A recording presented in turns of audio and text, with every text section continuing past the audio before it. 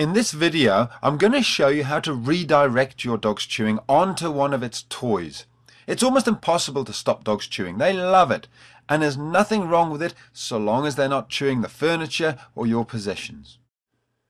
Redirecting is a three-step process. First of all, you need to find a toy which your dog is allowed to chew, such as a piece of wood or a raggy doll or something.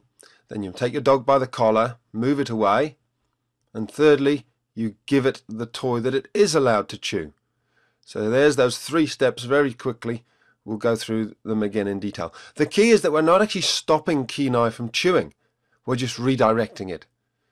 So many dogs and puppies love to chew. There's nothing wrong with that. We've just got to help them understand some things they're not allowed to chew and other things it's fine to chew them. Here we are a little bit later on in the consultation, and Kenai's chewing the table again. This is one of the big issues with Kenai. He's been chewing the table for several months, so it's a habit that's going to take a few hours at least to break.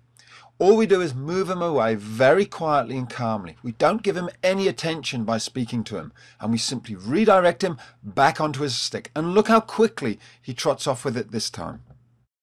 Again, Kenai just needs to be shown the correct way to behave. He doesn't need to be shouted at. He doesn't need to be tapped on the nose. He just needs to be shown a kind and gentle way to behave correctly. As with all things, practice makes perfect. So take your time, stay calm, and just keep giving your dog the same calm, consistent consequences of actions. And your dog will get it in the end.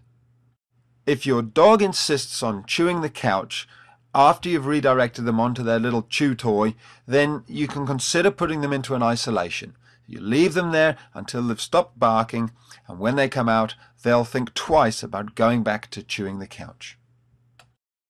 Make sure your dog knows which toys are its to chew by putting them into its pen or handing them and saying, "This is for Molly." Distraction is another word for the simple method that we've just gone through. Of course, it's always better if you can actually move the things off the floor. Here there's some wire meshing and a box of nails lying on the ground. Gemma's getting stuck into them.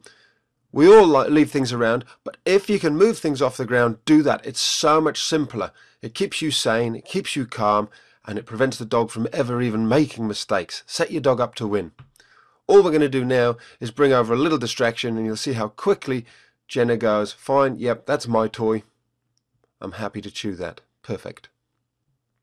Of course, inside the site there's a whole load more videos about how to stop chewing and mouthing and biting and stealing things. But just remember, there's always those practical things such as not leaving things around on the floor. And the most important thing of all is establishing yourself as the pack leader. If you're not the pack leader, then of course your dog never really will take any notice of you, and everything will become a game. That's all covered off inside the online dogtrainer.com. I hope you join us. We're going to have lots of fun together.